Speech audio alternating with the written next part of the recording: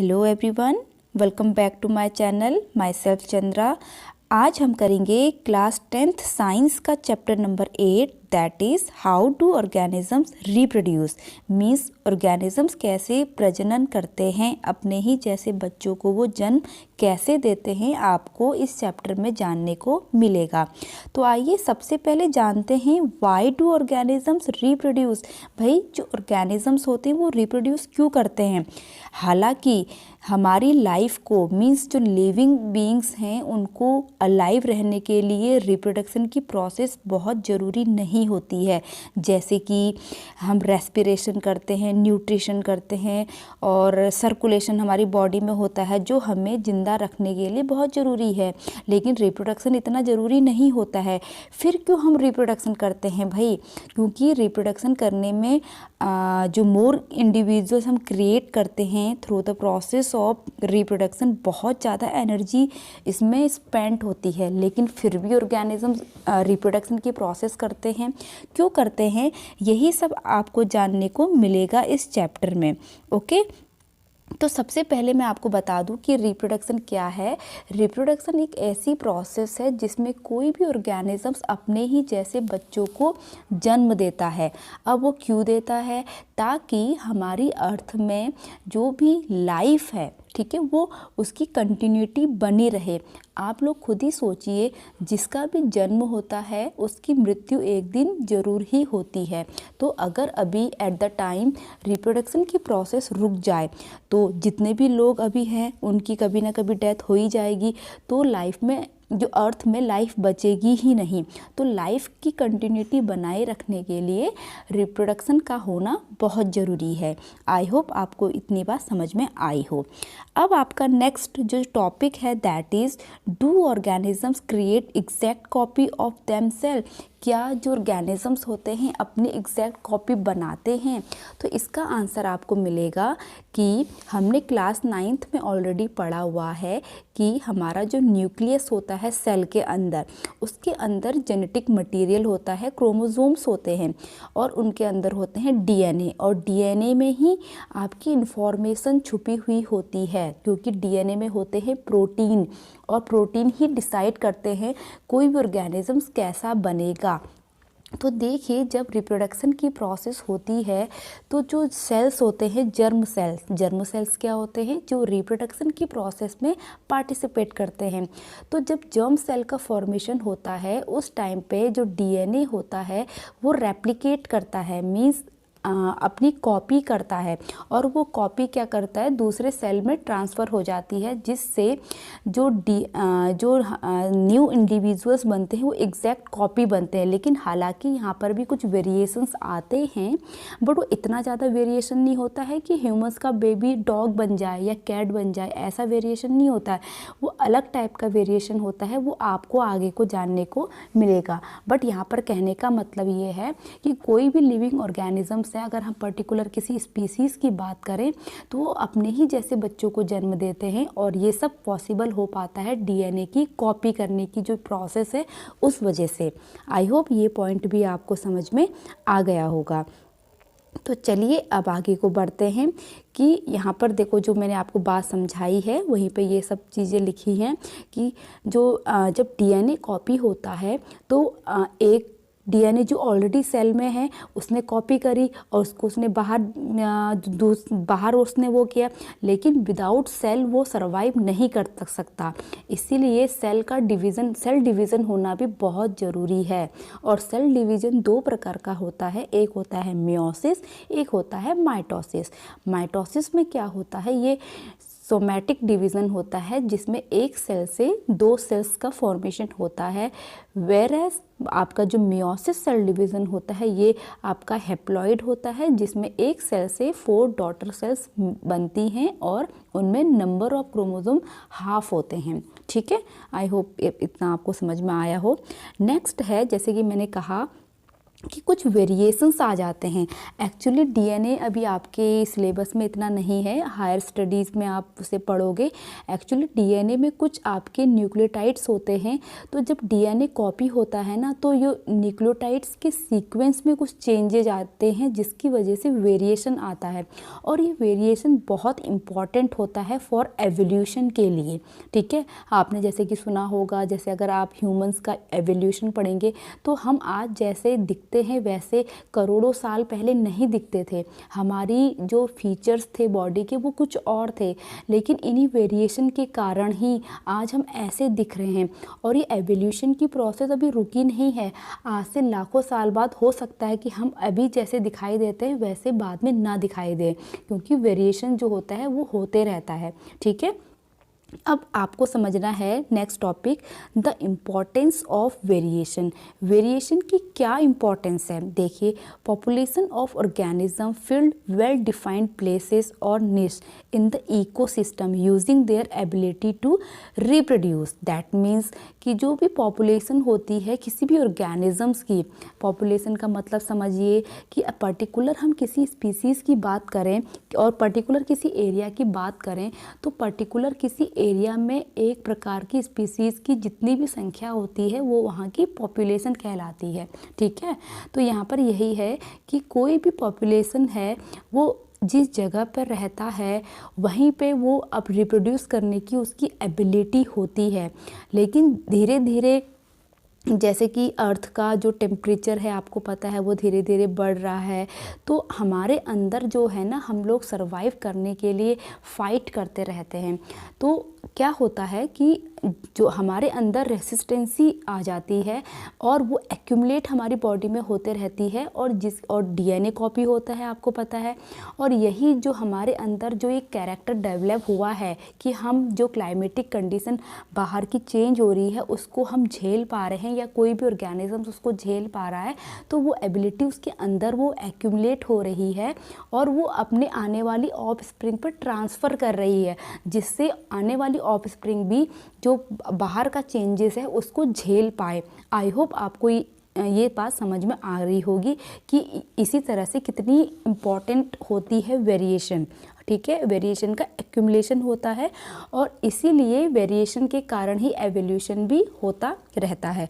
जैसे कि देखिए, if there were a population of bacteria living in temperate water and if the water temperature were to be increased by global warming, most of these bacteria would die. देखिए, ठीक है, अगर कोई भी bacteria जो टेम्परेट वाटर में रहता है और टेम्परेचर बढ़ जाए ग्लोबल वार्मिंग के कारण, तो उसमें से मोस्ट ऑफ बैक्टीरिया मर जाएंगे। लेकिन कुछ बैक्टीरिया जो हैं वो सरवाइव कर जाते हैं, क्योंकि उनके अंदर रेसिस्टेंस जो है हीट के प्रति वो डेवलप हो जाती है। और ऑब्वियसली जो बैक्टीरिया जो बचे हैं उनके ही ऑफ स्प्रिंग आएंगे, और जो ऑफ स्प्रिंग होगी उसमें ऑलरेडी उस टेम्परेचर को झेलने की पावर उनमें ऑलरेडी आ जाएगी। तो यही इंपॉर्टेंस होती है वेरिएशन की। चलिए अब हम आगे बढ़ते हैं। नेक्स्ट टॉपिक है आपका modes of reproduction used by single organism. Means reproduction की अगर बात करें तो दो टाइप का होता है। First one is asexual reproduction, second one is sexual reproduction. तो जैसे कि आप सभी को पता होगा, जो सेक्सुअल रिप्रोडक्शन होता है उसमें 2 पेरेंट इन्वॉल्व होते हैं, वेयरएज एसेक्सुअल रिप्रोडक्शन में सिंगल ऑर्गेनिज्म से ही उसके ऑफस्प्रिंग बनते हैं, प्रोड्यूस होते हैं। तो हमें सबसे पहले पढ़ना है एसेक्सुअल रिप्रोडक्शन, ठीक है। इसलिए यहाँ पर सीधे सीधे ना लिख करके ये लिखा है कि by single organisms. I hope आपको ये बात क्लियर हो गई होगी। तो सबसे पहला है आपका फिजन। अब देखिए फिजन क्या है। फिजन आपका है कि सबसे पहली बात, फिजन जो होता है वो यूनिसेलुलर ऑर्गेनिज्म में होता है, ठीक है। जैसे कि यहाँ पर लिखा गया है यूनिसेलुलर ऑर्गेनिज्म। तो यहाँ पर क्या होता है कि जो भी यूनिसेलुलर ऑर्गेनिज्म है उसका जो न्यूक्लियस है, सबसे पहले न्यूक्लियस स्प्लिट होता है 2 इक्वल हाफ्स में, ठीक है। और उसके बाद उसका जो साइटोप्लाज्म है वो आपका सेपरेट होता है और एट लास्ट 2 इंडिविजुअल्स बन जाते हैं एक ऑर्गेनिज्म से। फॉर एग्जांपल है इसका अमीबा। देखो आपको यहाँ पर दिखाई भी दे रहा है। पहले इस फर्स्ट वाली केस में आपको एक अमीबा दिखाया गया है, दूसरे वाले स्टेज में दिखाया गया है कि जो अमीबा का जो न्यूक्लियस है, ठीक है, वो सेपरेट होने की कोशिश कर रहा है। यहाँ पर जैसे कि थर्ड वाले डायग्राम में साफ साफ दिखाई दे रहा है। तो वहाँ पर थर्ड वाले डायग्राम में क्या हो रहा है, न्यूक्लियस सेपरेट हो रहा है।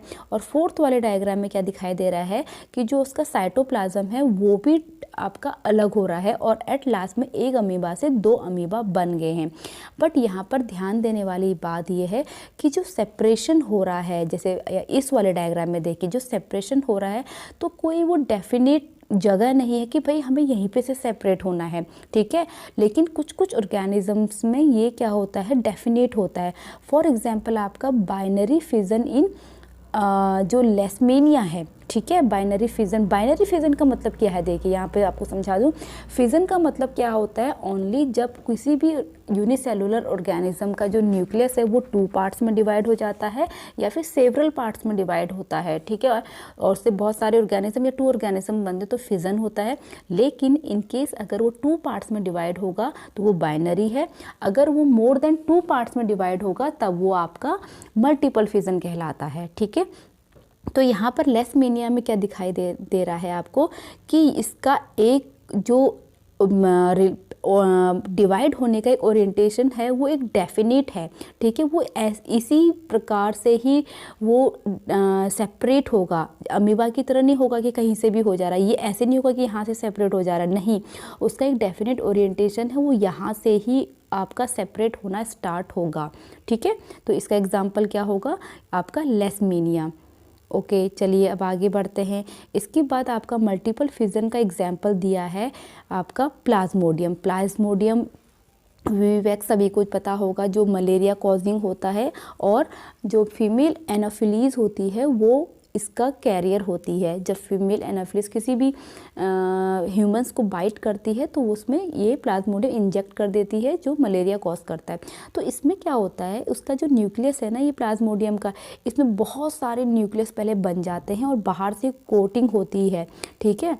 और ये कोटिंग बनाता है। जैसे ही अंडर फेवरेबल कंडीशन आती है ये कोटिंग हट जाती है और यहाँ से जो न्यूमेरस प्लाज्मोडियम है वो सेपरेट हो जाते हैं, अलग अलग इंडिविजुअल्स बना लेते हैं। तो इतने सारे इससे इंडिविजुअल्स बन जाएंगे एक प्लाज्मोडियम से। तो ये किस टाइप का आपका फिजन हुआ, ये हुआ आपका मल्टीपल फिजन, ओके। क्योंकि इससे एक न्यूक्लियस से बहुत सारे आपके ऑर्गेनिज्म बने हैं, जबकि अमीबा के केस में क्या हुआ था, एक न्यूक्लियस से 2 ही बने थे, तो वो बाइनरी हुआ।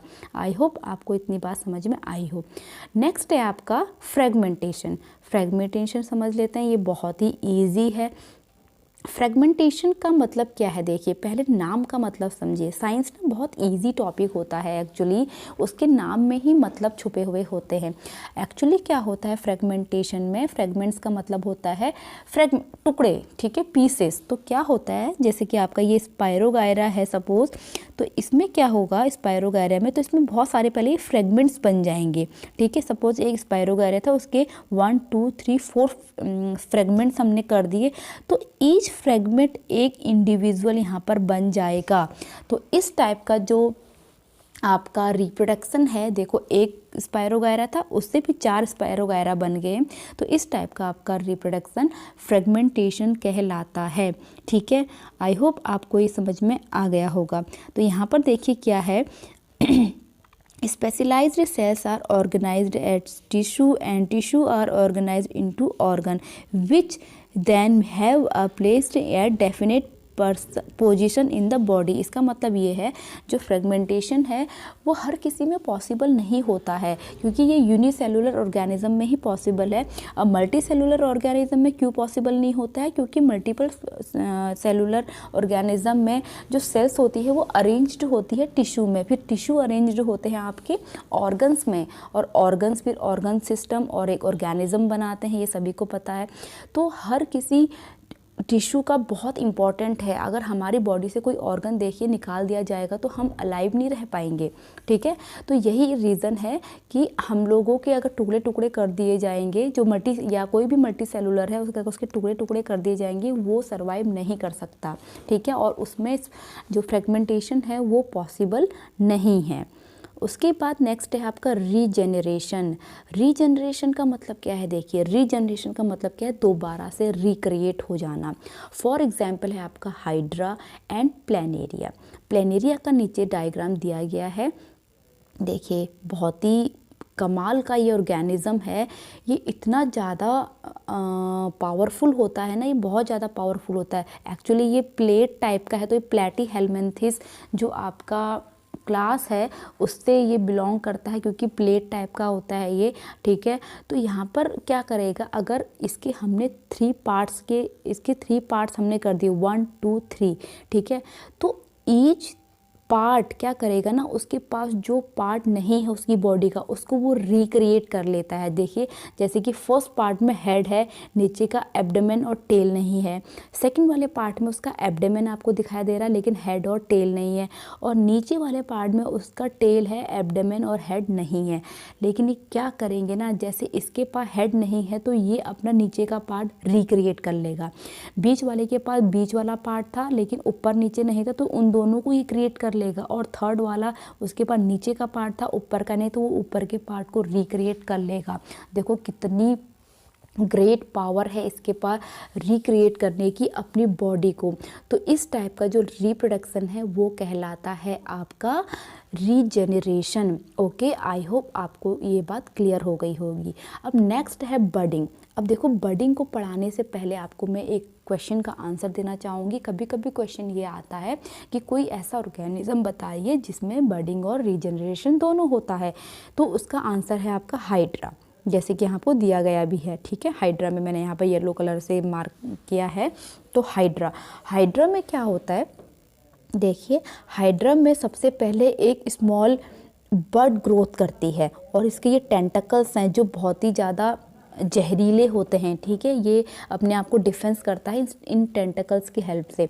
तो इसमें सबसे पहले स्मॉल बर्ड आउटग्रोथ आएगी और थोड़ी वो ग्रो करेगी, और उसके बाद वो इतनी ज़्यादा जब मैच्योर हो जाती है तो वो डिटैच्ड हो जाती है यहाँ से, ठीक है। डिटैच्ड हो जाएगी और ये एक न्यू इंडिविजुअल्स बना लेगा। तो इस तरह से हाइड्रा अपनी जो संख्या है, अपनी जो पॉपुलेशन है उसको बढ़ाता है by the process of budding, या फिर हम कह सकते हैं रीजनरेशन, ठीक है। ओके, उसके बाद आपका नेक्स्ट टॉपिक है that is vegetative propagation. Vegetative propagation, देखिए जब भी कभी बात आती है तो आपके दिमाग में 3 चीज़ें आ जानी चाहिए। These are root, stem and leaf, ठीक है। क्योंकि वेजिटेटिव प्रोपेगेशन में कभी भी फ्लावर नहीं आता है, आप इस बात को ध्यान रखिएगा। क्योंकि फ्लावर जब आपका आएगा उसमें होते हैं, क्योंकि आपने छोटी क्लासेस में भी पढ़ा होगा आई होप कि जो फ्लावर होता है वो रिप्रोडक्टिव पार्ट होता है किसी भी प्लांट का। और रिप्रोडक्टिव पार्ट है तो उसमें जो रिप्रोडक्टिव ऑर्गन्स प्रेजेंट होते हैं उसमें सेक्सुअल रिप्रोडक्शन होता है। और लेकिन हम तो अभी पढ़ रहे हैं एसेक्सुअल रिप्रोडक्शन, इसलिए रूट, स्टेम एंड लीफ। जब किसी भी प्लांट की हेल्प में, ठीक है, किसी भी प्लांट में जब हम रूट, स्टेम एंड लीफ से न्यू प्लांट अगर बना सकते हैं तो ये आपका वेजिटेटिव प्रोपेगेशन कहलाता है। ओके, और आपका जो वेजिटेटिव प्रोपेगेशन है वो केवल प्लांट्स में ही होता है। Plants can Indeed use such a mode of reproduction, ये एनिमल्स में नहीं होता है। तो देखिए आपकी कुछ यहाँ पर एग्जांपल्स हैं, जैसे कि यहाँ पे लेयरिंग का एग्जांपल दिया है। तो सबसे पहले मैं बता दूँ जो वेजिटेटिव प्रोपेगेशन है वो आपका नेचुरल होता है और एक आपका आर्टिफिशियल होता है। नेचुरल क्या होता है, मीन्स जो प्रकृति में स्वयं होता है, ठीक है। जैसे कि ब्रायोफिल्लम की एक लीव आपको दी गई है, नीचे दी होगी। ब्रायोफिल्लम की लीव में क्या होता है, देखिए इसमें लीव से ये पहली बात तो न्यू प्लांट्स बनेंगे। इसकी जो मार्जिन है ना इस लीव में तो छोटी छोटी बर्ड्स आ जाती हैं और ये काफ़ी बड़ी लीव होती है। जब ये लीव फॉल ऑफ होती है, सूखती है, तो इसकी जो रूट्स हैं वो सॉइल के कांटेक्ट में आते हैं और ये न्यू प्लांट्स बना लेते हैं। तो ये फॉरेस्ट में या कहीं पे भी जब हो तो ये खुद हो रहा है। तो ये कैसा प्रोपेगेशन है आपका, नेचुरल है, natural vegetative propagation. Whereas जहाँ पर हमारा इन्वॉल्व होगा, जैसे देखिए हम रोज़ की कटिंग लगाते हैं, ठीक है, तो ये आपका क्या होगा, आर्टिफिशियल प्रोपेगेशन है। तो आर्टिफिशियल प्रोपेगेशन आपका क्या होता है, एक उसमें कटिंग होता है, एक लेयरिंग होता है, एक ग्राफ्टिंग होता है।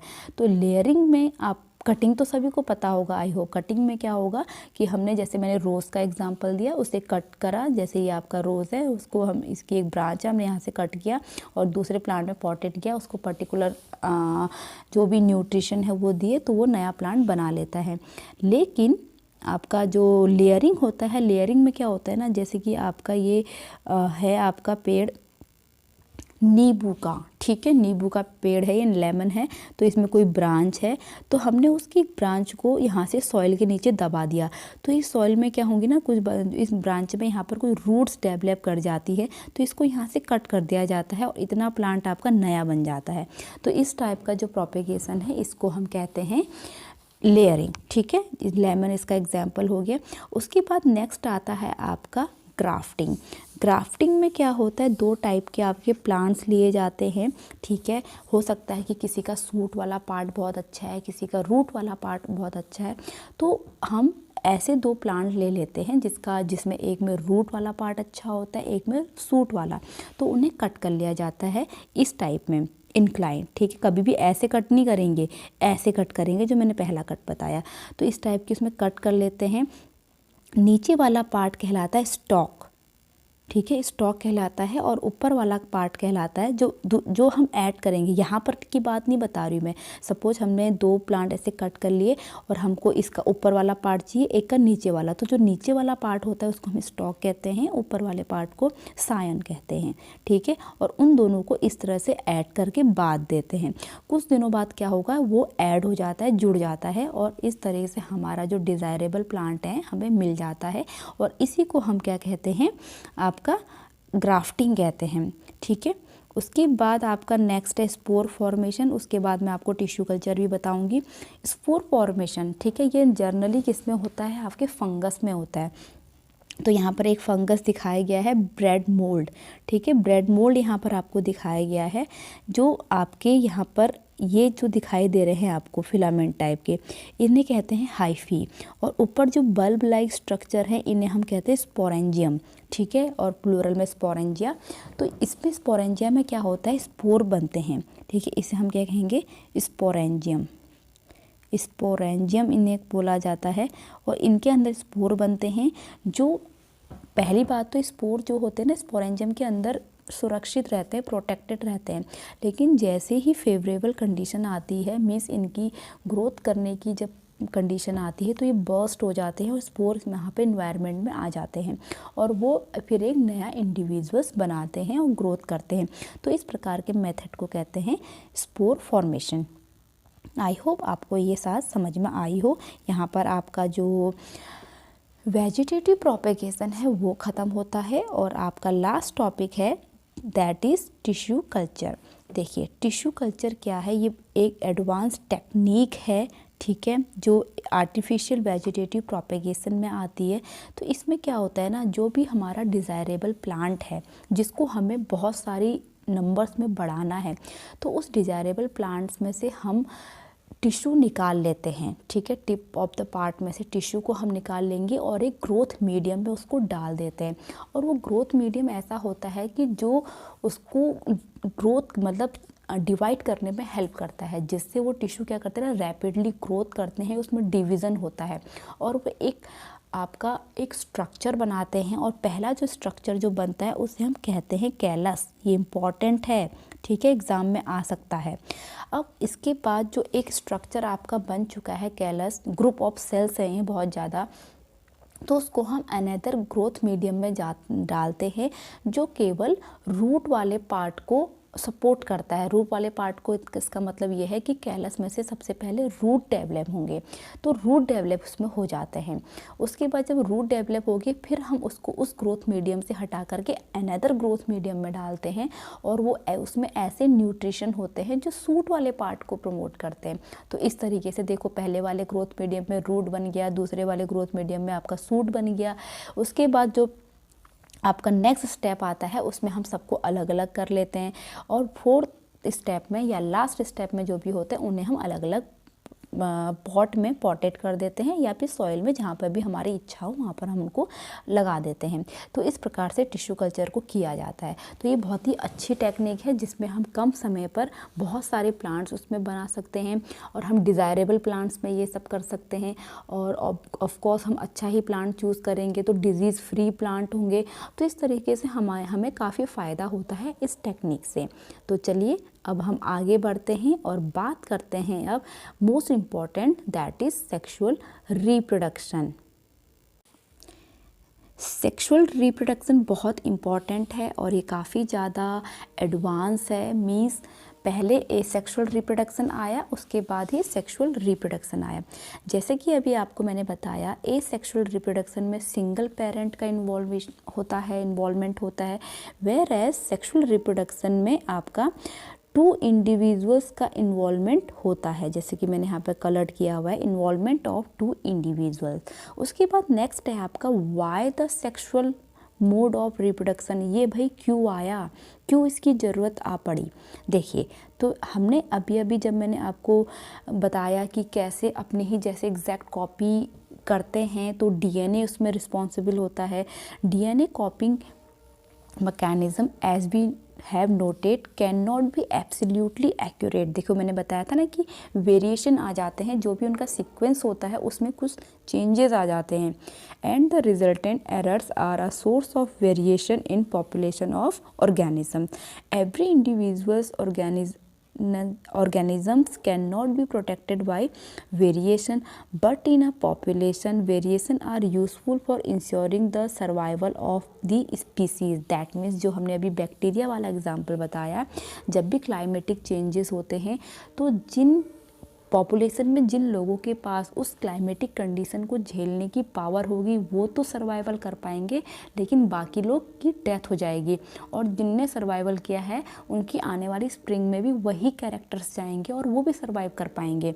तो ये इम्पोर्टेंस होती है आपकी वेरिएशन की, और इसीलिए सेक्सुअल मोड ऑफ रिप्रोडक्शन ज़्यादा इम्पॉर्टेंट होता है as comparison to asexual reproduction. अगर कोई भी प्लांट है जिसमें एसेक्सुअल रिप्रोडक्शन है, अगर कोई भी क्लाइमेटिक कंडीशन है तो वो नहीं झेल पाएंगे, क्योंकि उनके पास उतनी वेरिएशन करने की पावर नहीं है। और यहाँ पर एक रीज़न और है, क्योंकि वेरिएशन भी इसीलिए आता है क्योंकि जो ऑफ स्प्रिंग बन रही है वो 2 डिफरेंट इंडिविजुअल्स के कैरेक्टर्स के अंदर आ रहे हैं, दोनों के पास उसके पास क्या है, पावर है। ठीक है, इस वजह से आपके इसमें वेरिएशन ज़्यादा आते हैं और इसके पास ज़्यादा चांसेस होते हैं सर्वाइवल करने के।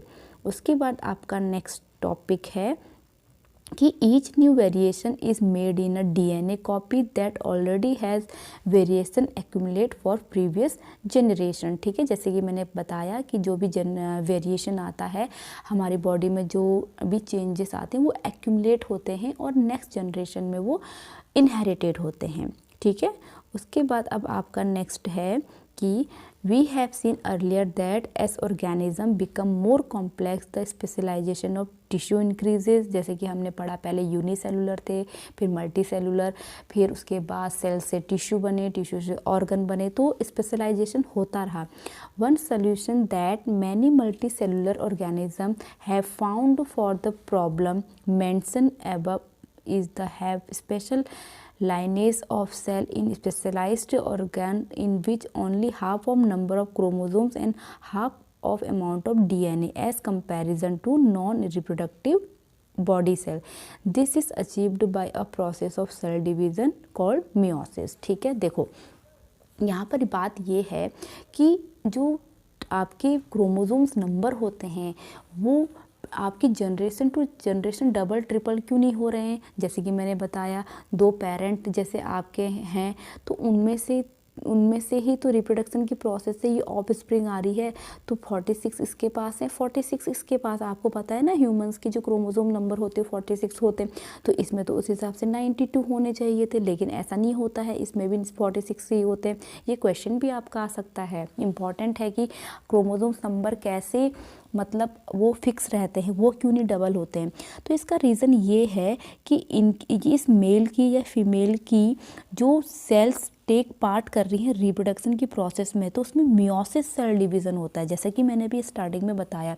और उसमें जो नंबर ऑफ डॉटर सेल्स होती हैं जो 4 बनती हैं, और उनमें क्या होता है, number of chromosomes already half हो जाते हैं। मीन्स जो यहाँ पर इसका जो गैमीट होगा, इसका जो गैमीट होगा उसमें 23 आपके क्रोमोसोम्स होंगे, इसमें भी 23 होंगे। दोनों का फ्यूज़न हुआ तो कितने बन गए, 46 बन गए। ठीक है, तो इस तरीके से जो क्रोमोसोम नंबर होते हैं वो एज इट इज़ बने रहते हैं। ओके, अब उसके बाद नेक्स्ट है, देखिए जैसे कि मैंने अभी गैमीट वर्ड बोला, एक्चुअली गैमीट्स क्या होते हैं, आपके मेल फीमेल के जो सेल्स रिप्रोडक्शन की प्रोसेस में पार्टिसिपेट करते हैं उन्हें हम गैमीट्स कहते हैं।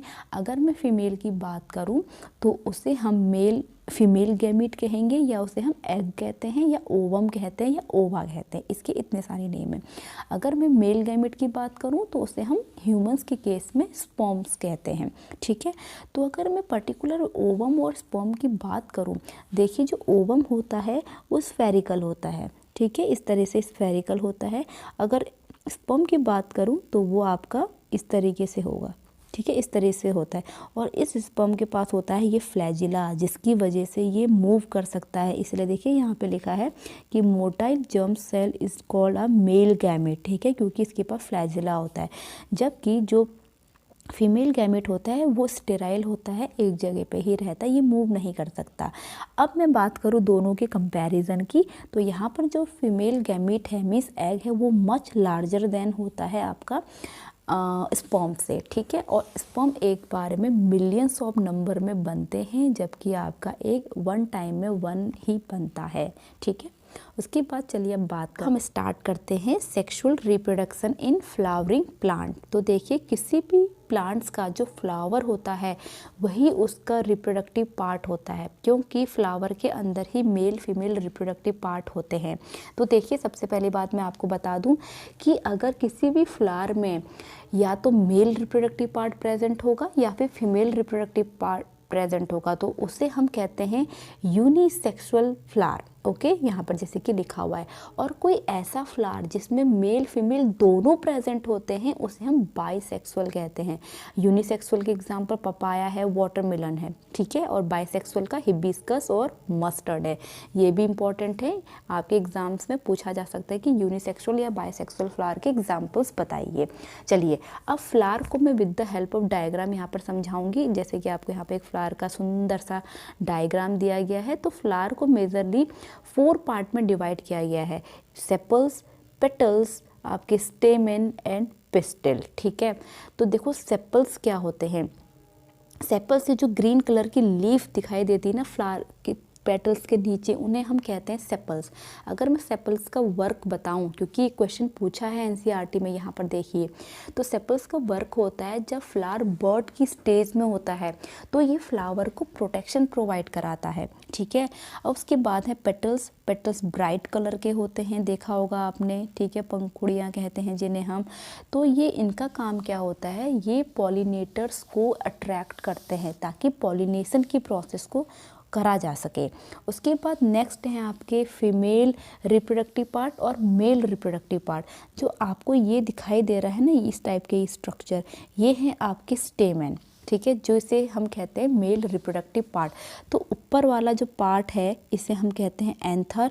नीचे वाला जो आपको दिखाई दे रहा है ये होता है फिलामेंट। तो जो एंथर होता है उसके अंदर पॉलेंस का फॉर्मेशन होता है, पोलन ग्रेन्स का। ठीक है, और जो बीच वाला पार्ट है, ये वाला पार्ट, ठीक है, दोबारा से मैं बनाती हूँ इसको, ये है आपका फीमेल रिप्रोडक्टिव पार्ट, जिसका ऊपर वाला पार्ट है स्टिग्मा, बीच वाला पार्ट है सिलेंडर जो पार्ट है स्टाइल, और ये वाला पार्ट एट लास्ट वाला पार्ट ओवरी। ओवरी के अंदर ओव्यूल प्रेजेंट होता है, उसके अंदर आपके एग प्रेजेंट होते हैं, और इसे कहा जाता है पिस्टिल या फिर कार्पेल।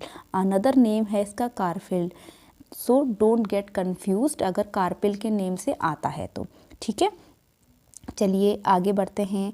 अब यहाँ पर बताती हूँ मैं कि जब मेल रिप्रोडक्टिव पार्ट में आपने पढ़ा कि एंथर जो होते हैं उसमें पॉलन का फॉर्मेशन होता है, और पॉलन के अंदर ही मेल जर्म सेल बनते हैं। ठीक है, यहाँ पर आपको बताया गया है कि मेल जर्म सेल जो बनते हैं पॉलन के अंदर बनते हैं, पॉलन ग्रेन के अंदर, जो फीमेल गैमेट्स को के साथ मिलकर फ्यूज़ होकर के फर्टिलाइजेशन की प्रोसेस को करते हैं और आपका जाइगोट बनाते हैं। हमेशा ध्यान रखना, भले वो फ्लावर की बात हो या एनिमल्स की बात हो, तो हमेशा फर्टिलाइजेशन की प्रोसेस के बाद जो फर्स्ट स्ट्रक्चर बनता है उसे हम जाइगोट कहते हैं, in both case plant as well as animals. ठीक है, अब उससे पहले बात करते हैं फर्टिलाइजेशन की प्रोसेस से पहले प्लांट्स में एक और प्रोसेस होती है जिसे हम कहते हैं पॉलिनेशन। अभी पॉलिनेशन क्या है, देखिए पॉलिनेशन के लिए आपको मैं यहाँ पर डायग्राम से समझाऊंगी कि ये क्या है आपका। तो यहाँ पर कि जैसे कि आपको दिखाई दे रहा है एक प्लांट आपको का प्लांट की एक फीमेल रिप्रोडक्टिव पार्ट यहाँ पर दी गई है, देखिए। ठीक है, यहाँ पर इसको मैं मिडिल में ले आती हूँ ऐसे। तो यहाँ पर देखिए, तो आपका ये स्टिग्मा है, ये आपका स्टाइल है, ये ओवरी है, अंदर ये ओव्यूल है उसके, और अंदर आपका ये क्या है, आपकी एग यहाँ पे प्रेजेंट है। और 8 एग आपको दिखाई दे रहे होंगे, काउंट करिए 1 2 3 4 5 एंड 6 7 8। ठीक है, उसी तरह से आपके जो पॉलन ग्रेन है ना, उसके अंदर होते हैं 2 मेल गैमेट प्रेजेंट होते हैं। ठीक है, उसको भी आप बाद में समझेंगे। जैसे कि मैंने कहा कि पहले मैं पॉलिनेशन की प्रोसेस समझाऊंगी। पॉलिनेशन की प्रोसेस के लिए सपोज इस ओवरी के पास आपके बने हुए हैं क्या, ये एंथर है, ये फिलामेंट है, मीन्स आपका स्टेमन है। तो यहाँ पर पॉलन है, तो पॉलन आपके ट्रांसफ़र हो गए यहाँ स्टिग्मा में। तो यही ट्रांसफ़र कहलाता है आपका pollination, means the transfer of pollen grain from stigma, from anther to stigma is called pollination. ठीक है, आई होप आपको इतना समझ में आ गया होगा।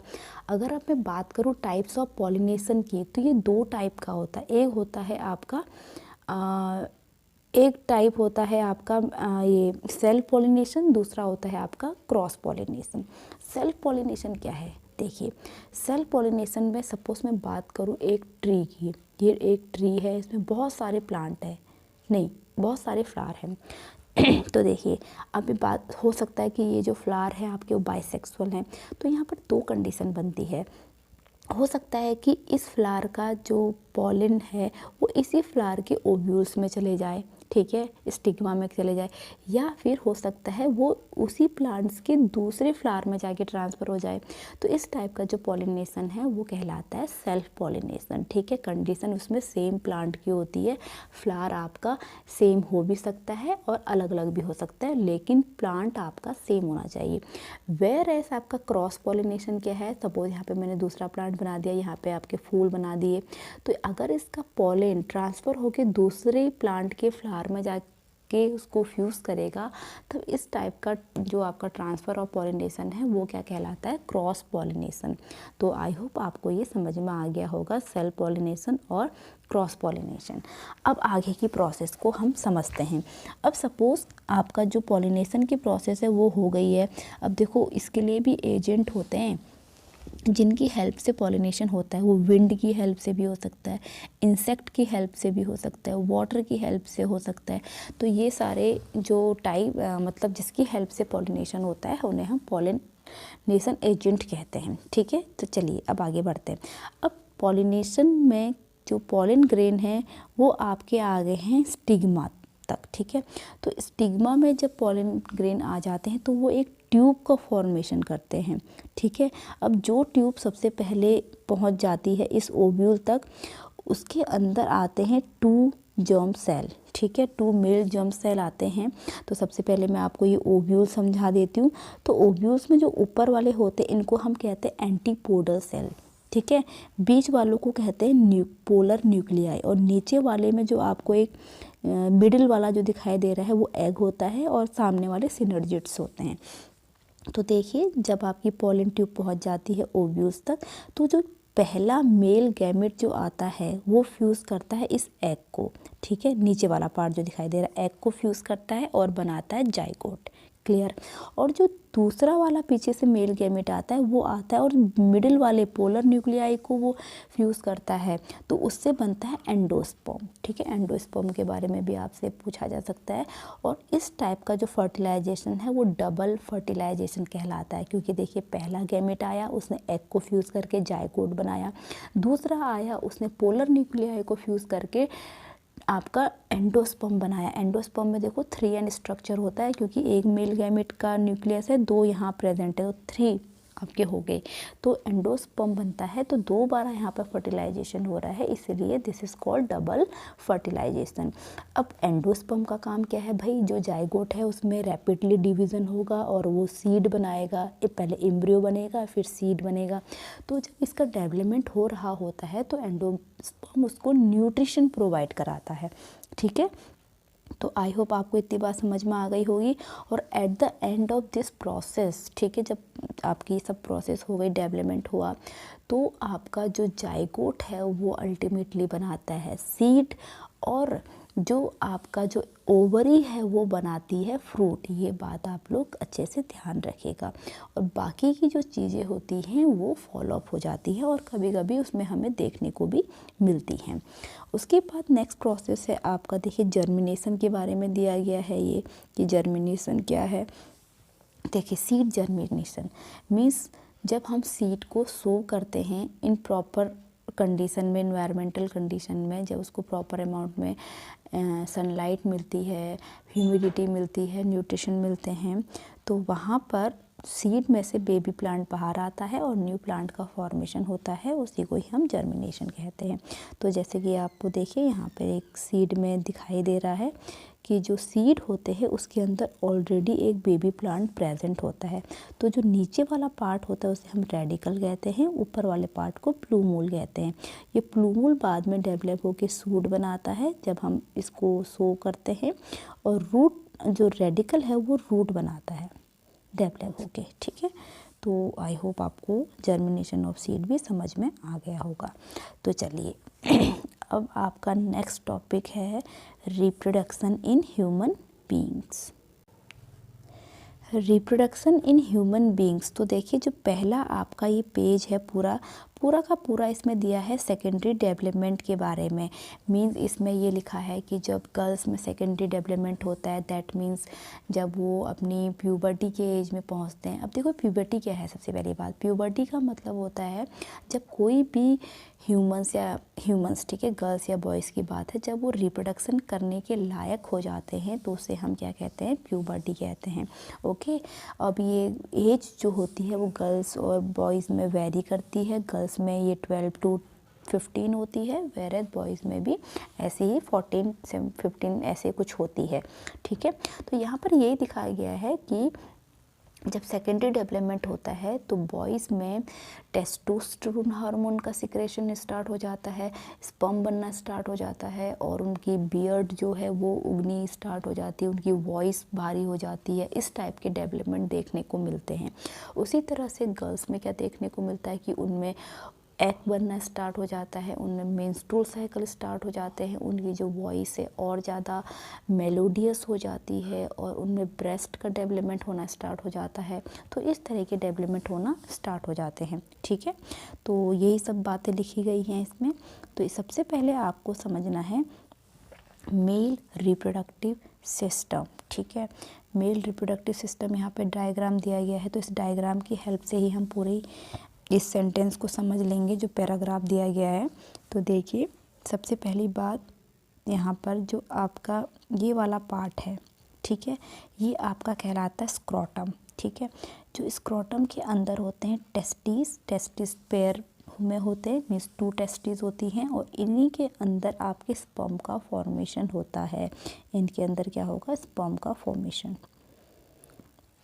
और आपने ये बात देखी होगी, जो स्क्रोटम है या टेस्टिस है वो बॉडी से बाहर होते हैं, एब्डोमेन के अंदर नहीं होते हैं। देखो इसका एक रीज़न है, वो रीज़न क्या है, क्योंकि जो स्पर्म होते हैं ना वो आपके 35 डिग्री सेंटीग्रेड के टेम्परेचर में ही सर्वाइव कर सकते हैं, लेकिन हमारी बॉडी का टेम्परेचर तो होता है 37 डिग्री सेंटीग्रेड। इसलिए अगर ये टेस्टिस एब्डोमेन के अंदर होते तो ये सर्वाइव ही नहीं कर पाते, फॉर्मेशन ही नहीं हो पाता। सो दैट्स वाई जो स्क्रोटम होता है वो बॉडी से बाहर होता है। ठीक है, टेस्टिस दैट मीन्स, तो जब टेस्टिस में स्पर्म का फॉर्मेशन होता है, जब से बाहर निकलना होता है, तो यहाँ पर with the help of this duct, तो ये डक्ट है, इसे हम वास डेफरेंस कहते हैं। वास डेफरेंस की हेल्प से ये स्पर्म बाहर आते हैं। उसके बाद यहाँ पर आपको दिखाई दे रही है ग्लैंड्स, जिसे हम सेमिनल वेसिकल्स कहते हैं, जिसमें से हार्मोन का सेक्रेशन होता है। और यहाँ पे एक अनदर ग्लैंड है जिसे हम प्रोस्टेट ग्लैंड कहते हैं। तो इसमें से जो भी हार्मोन्स निकलते हैं वो बाद में स्पर्म के साथ मिलकर के बनाते हैं सीमेन। ठीक है, ये एक वाइट कलर का लिक्विड होता है और जो हार्मोन्स होते हैं वो स्पर्म को न्यूट्रिशन प्रोवाइड कराते हैं। और यहाँ पर से जा कर के आपको यूरिनरी ब्लैडर दिखाई दे रहा है, यहाँ से डक्ट आती हुई और एट लास्ट जो आपकी डक्ट आप हो जाती है यूरेथ्रा, वो एक ही पास बनाती है किसके गेट रिड ऑफ यूरिन के लिए भी और स्पर्म के लिए भी। उसके बाद यहाँ पर पेनिस दिखाया गया है, ये बहुत ही इम्पॉर्टेंट है पीनस आपका, क्योंकि ये एक पहली बात तो यूरिन को गेट रिड ऑफ करने में हेल्प करता है। दूसरा हेल्प इसका जो फंक्शन होता है वो होता है स्पर्म को फीमेल की वेजाइना में ट्रांसफ़र करने का। ठीक है, तो आई होप आपको ये समझ में आ गया होगा। उसके बाद चलिए अब बात करते हैं फीमेल रिप्रोडक्टिव सिस्टम की। तो फीमेल रिप्रोडक्टिव सिस्टम जो होता है वो इन्वर्टेड पी लाइक स्ट्रक्चर होता है। ठीक है, जैसे उल्टा पी है आपका, पियर है, सॉरी पी डे पियर है होता है, जैसा आपका नाशपाती होता है। तो इसमें आपके पेयर्स में जैसे टेस्टिस थे ना, वैसे ही पेयर्स में ओवरी होती है जिनके अंदर एग का फॉर्मेशन होता है। ठीक है, और ये ऑल्टरनेटली होता है, एक बार यहाँ होगा एक बार यहाँ होगा। ओके, और उसके बाद इसको जो जॉइंट करने का काम आपको एक दिखाई दे रही है, इसे हम कहते हैं ओविडक्ट और अनदर नेम होता है इसका फैलोपियन ट्यूब। अब ये जिससे जुड़ी हुई हैं ये कहलाता है आपका यूटेरस, और ये वाला पार्ट आपका सर्विक्स, नीचे आपका वेजाइना। और सर्विक्स और वेजाइना मिलकर के बनाती हैं बर्थ कैनाल, क्योंकि यहीं से बेबी का जन्म होता है। तो आई होप इतनी बात आपको समझ में आ गई होगी। तो यहाँ पर आपका एक हार्मोन भी सेक्रेशन होता है जिसे हम एस्ट्रोजन कहते हैं, जो महिलाओं में सेकेंडरी डेवलपमेंट के लिए रिस्पॉन्सिबल होता है। ठीक है, उसी तरह से पुरुषों में सेकेंडरी डेवलपमेंट के लिए जो हार्मोन सेक्रेशन होता है वो होता है आपका टेस्टोस्टेरोन। ओके, चलिए अब आगे बढ़ते हैं। उसके बाद आपको ये बताना है कि जो फर्टिलाइजेशन है वो कैसे होता है। देखिए, तो सबसे पहली बात आपको मैं बता दूं कि जो फर्टिलाइजेशन होता है, अगर मैं इन केस ऑफ एनिमल्स की बात करूं पूरे इसमें, तो ये दो टाइप का होता है। एक होता है इंटरनल फर्टिलाइजेशन, दूसरा होता है एक्सटर्नल फर्टिलाइजेशन।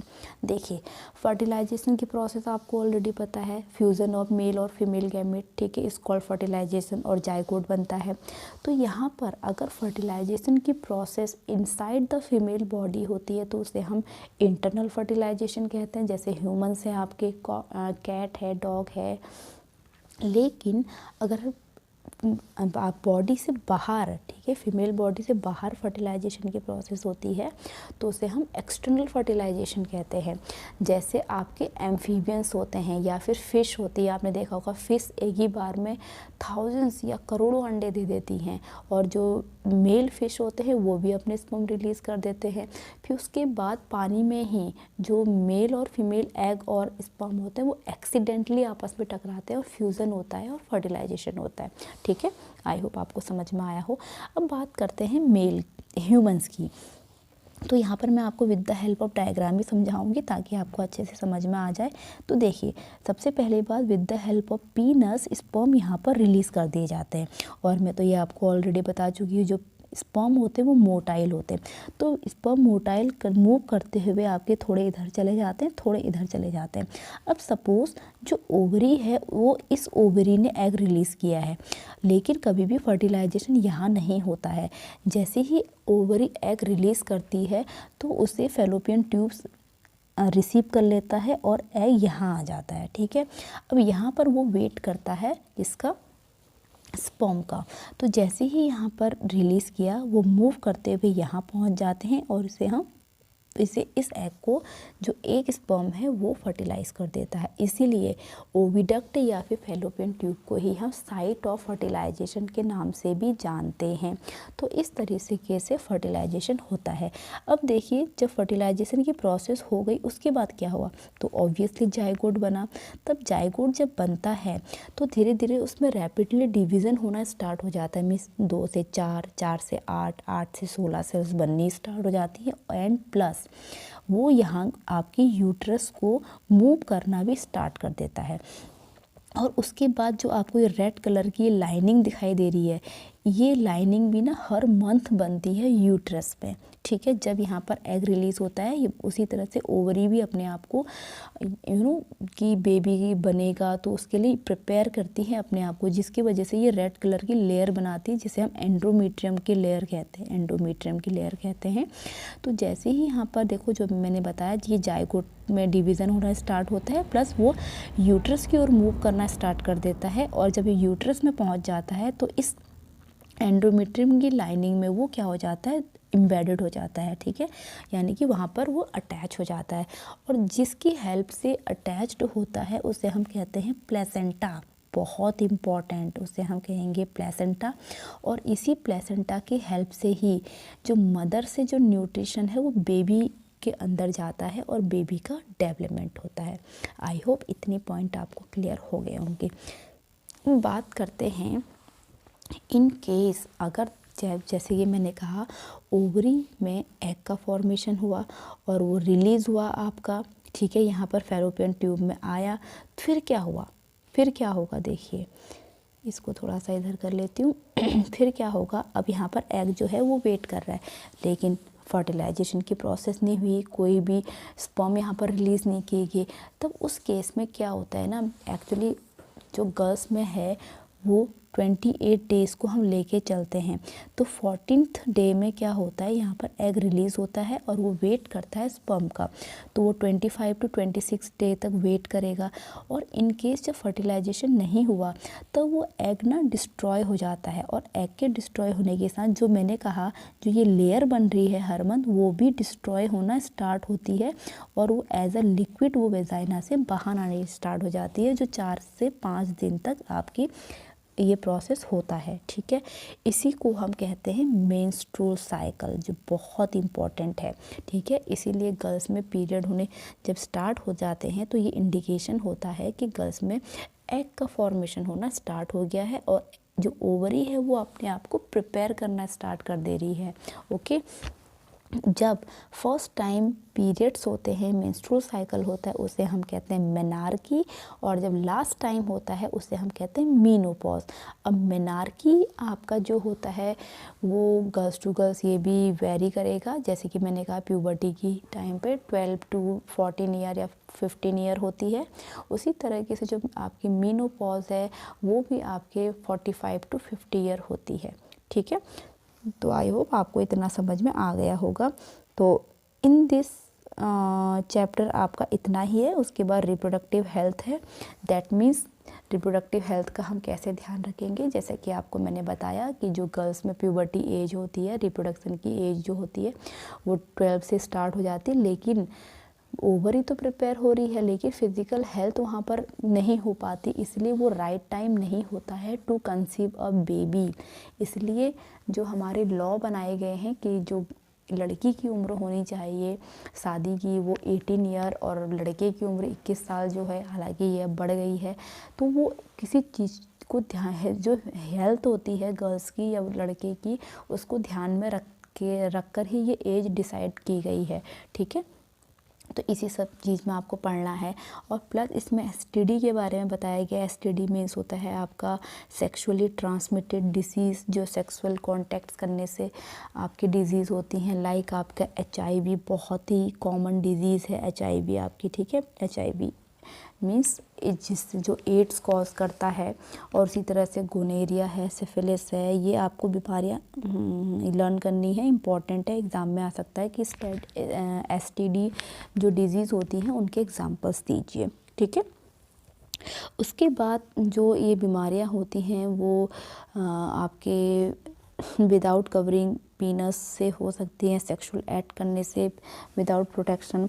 तो इसके प्रोटेक्शन के लिए जैसे कॉन्डम्स का यूज़ किया जाता है, जो इससे दो फ़ायदे होते हैं। पहली बात तो इसमें बेबी कंसीव नहीं हो पाता है, ठीक है, और दूसरी चीज़ इसमें जो भी बीमारियां हैं उनसे बचने में हेल्प मिलती है। इसके अलावा देखिए यहाँ पर कि कैसे हम प्रिवेंट कर सकते हैं जो अनवांटेड बर्थ बेबी होते हैं उनसे कैसे बचा जा सकता है, ठीक है, बर्थ कंट्रोल के लिए। तो एक तो कॉन्डम्स हो गए, दूसरा कुछ कॉन्ट्रासेप्टिव पिल्स होती हैं, ठीक है। ये कॉन्ट्रासेप्टिव पिल्स क्या करती हैं, ये हार्मोन्स को डिसबैलेंस करती हैं। जैसे कि मैंने बताया कि एग रिलीज़ होता है, तो ये उनको जो हार्मोन्स होते हैं जो एग रिलीज़ के लिए प्रमोट करते हैं उनको डिसबैलेंस करके एग को रिलीज़ नहीं होने देते हैं, जिसकी वजह से फर्टिलाइजेशन नहीं हो पाता, क्योंकि एग ही नहीं होगा तो किसका फर्टिलाइजेशन होगा। उसी तरह से कुछ कॉन्ट्रासेप्टिव डिवाइसेस भी होते हैं, लाइक कॉपर टी होता है। कॉपर टी को वेजाइना में इंसर्ट कर दिया जाता है, जिसकी वजह से जो स्पर्म है वो एग तक नहीं पहुंच पाते। तो ये भी एक मेथड है बर्थ कंट्रोल का। उसके अलावा सर्जिकल मेथड होते हैं जिसे हम कहते हैं वैक्सेक्टोमी और ट्यूबेक्टोमी, ठीक है। तो वैक्सेक्टोमी और ट्यूबेक्टोमी को भी with the help of diagram में यहाँ पर समझाऊंगी ताकि इजीली समझ में आ जाए। तो देखिए, जैसे कि जो ट्यूबेक्टोमी होती है वो गर्ल्स में की जाती है। जैसे कि आपको पता है ओविडक्ट में यहाँ पर एग होता है, तो यहाँ से ना उसको कट कर दिया जाता है इधर से, ठीक है, ताकि जब स्पर्म यहाँ रिलीज़ भी कर दिए, यहाँ तक कर दिए स्पर्म आ गए, लेकिन वो यहाँ नहीं पहुँच पाएंगे, जिससे एग आपका फर्टिलाइज होगा ही नहीं। तो ये भी एक मेथड होता है जिससे बर्थ कंट्रोल हो। उसी तरह से जो बॉयज़ होते हैं, बॉयज़ में जो ये वास्ट डिफरेंस है, ठीक है, क्योंकि स्पर्म का फॉर्मेशन यहाँ हो रहा है और वो पीनस से बाहर आ रहे हैं, तो यहाँ पर जो इसकी डक्ट होती है जो स्पर्म को बाहर लाने का काम कर रही है उसको भी कट कर दिया जाता है। इसे हम कहते हैं वैसेक्टोमी। तो ये सर्जिकल मेथड होते हैं फॉर बर्थ कंट्रोल। तो बस यही था आपका चैप्टर, जिसको मैंने आपको एक एक पॉइंट ओरली समझा दिया है। आई होप आपकी ये वीडियो काफ़ी हेल्पफुल रही हो आप लोगों के लिए, चैप्टर अच्छे से समझ में आया हो। और मैंने चैप्टर ऑलरेडी पढ़ाया हुआ भी है टॉपिक वाइज टॉपिक, आप उसको भी मेरे चैनल्स पे देख सकते हैं। और ये एनसीईआरटी मैंने कवर कर दी है। आई होप वीडियो अच्छा लगा होगा, और अच्छा लगा हो तो please hit the like, leave the comment, subscribe to my channel and press the bell icon. और मैं इसके बाद सेकेंड जो चैप्टर है इसका हेरिडिटी वाला, उसको भी लेकर के आऊँगी। तब तक के लिए stay tune, stay healthy, stay connected, bye bye.